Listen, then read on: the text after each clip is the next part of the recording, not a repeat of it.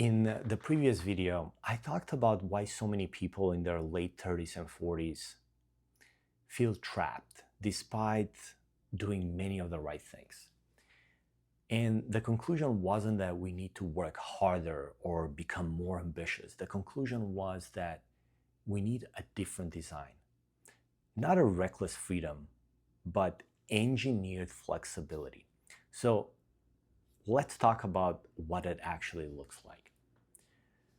The first principle I like to use is load capacity. You have to be honest about how much load your current system can carry. A single person with low expenses can take risks that a parent with a mortgage cannot. That doesn't mean the parent cannot build freedom. It means the design has to be more intelligent. The second principle is constraints. Constraints are not the enemy, okay? What they do is they provide clarity. If you have 2 hours a week, stop designing a plan that requires 20.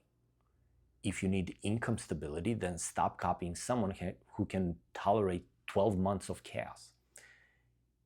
If your family depends on you, then stop romanticizing strategies that only work for people that have no dependence.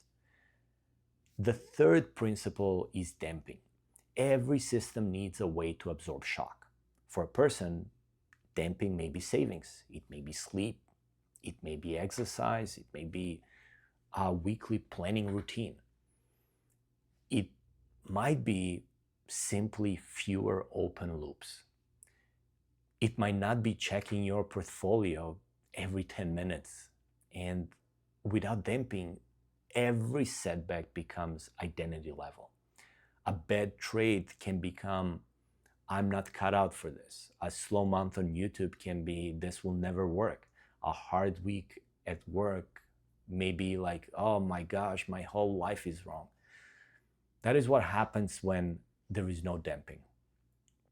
And then the fourth principle is feedback loops. This to me is crucial. You need feedback, but you also need the right feedback. Views on YouTube are feedback. Profit is feedback. Energy is feedback. Your spouse's stress is feedback. Your child needing you is also feedback. I mean, your body is feedback, right? But if you only listen to the loudest feedback, then you will constantly overcorrect. This is why many people keep changing strategies. They're not building. What they're doing is they're reacting. So the work is not just to try harder. The work is to build a system that can keep going under real life conditions. This is critical to understand because that is what most content out there ignores. What content out there does is it sells you an identity. Be disciplined, be a founder, be an investor, be alpha, be free, be different from everybody else. But identity is not the input. Identity is really the output. You become the kind of person your system repeatedly trains you to become. If your system trains you to react, then you become reactive. If your system trains you to abandon project when life gets hard, well, then you become inconsistent. If your system trains you to depend on external validation, then you become unstable. If your system trains you to make small, intelligent moves over time, then you become someone with options. That is the person I'm trying to become. Not someone performing success, not someone pretending to have it all figured out, but someone rebuilding the system from first principles. What do I actually want? What kind of freedoms at this stage of life is what I'm pursuing? What responsibilities are real and what are those that cannot be ignored? And what are risks that are intelligence or risks that are just disguised as frustration? What are things that can compound slowly? What needs to be reduced? What needs to be protected? What needs to be built? And I think this is the conversation a lot of people need. Not another fantasy about quitting everything and starting all over again. Not another guru telling you that If you're not rich by now, then you must be lazy. You don't want another productivity system that ignores children, marriage, aging, fatigue, and real life. You need a more honest conversation. And for people who are doing okay, but know that okay is not the same as free.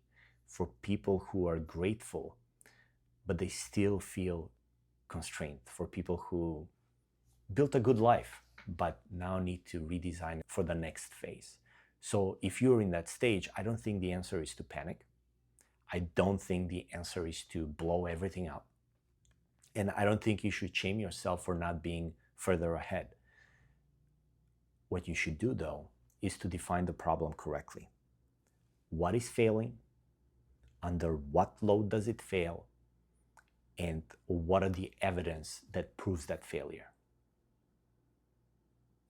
And what kind of system would actually survive your real life? Because once you can answer that, then you stop chasing for every fast path. You stop confusing urgency with a strategy. And automatically you stop copying people whose constraints are completely different from yours. Instead, what you do is you start building something that's much more useful, a life that gives you more margin, more optionality, more stability, more freedom, but not freedom as a fantasy. Instead, a freedom as a design system. And that is what this channel is going to be about going forward. Career, money, trading, business, parenthood, perhaps moving to different countries. It's like this building optionality, not as separate topics, but as part of something holistic. How do you redesign a successful looking life that still feels too constrained? If that is the question you are asking too, then this channel is probably for you. If this resonated with you, then I encourage you to like this video and consider subscribing.